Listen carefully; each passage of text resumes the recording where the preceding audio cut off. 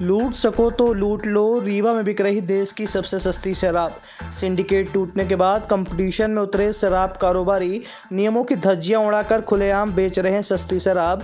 2100 रुपये में 3 बोतल ब्लेंडर प्राइड जैसी शराबें बिक रही है। आपको बता दें कि शादी के सीजन में इस तरीके की शराबों के दाम घटा दिए गए हैं।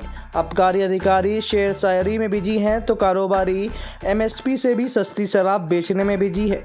खबर रीवा से है, जहां रीवा जिले का आबकारी विभाग इन दिनों एक और जहां प्यार में धोखा खाए हुए मजनू की तरह शेरो शायरी कर रहे हैं, तो वहीं शराब ठेकों का समूह आबकारी विभाग की महबूबा बनकर मनमानी कर रहा है।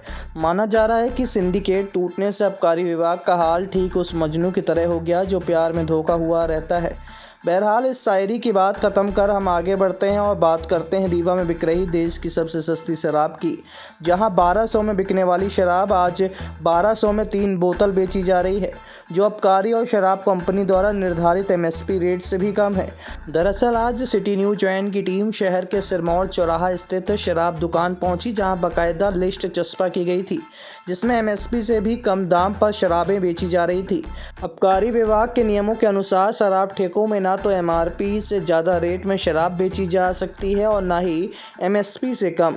लेकिन रीवा में आबकारी विभाग का हाल अंधेर नगरी चौपट राजा जैसा है, जहां सब कुछ आबकारी विभाग की जानकारी में हो रहा है, बावजूद विभाग के जिम्मेदार मौन धारण किए हुए हैं।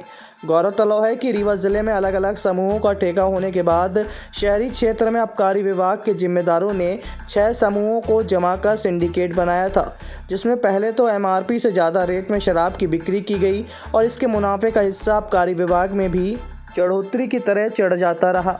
लेकिन अब सिंडिकेट टूट जाने के बाद शराब ठेकों के ठेकेदारों ने आपस में इस तरह से कंपटीशन करना शुरू कर दिया कि वे MSP से भी कम दाम में शराब बेच रहे हैं।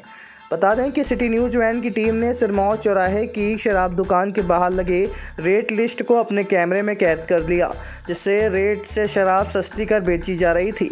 उसे सस्ती शायद इस देश में कहीं और मिलती नहीं होगी।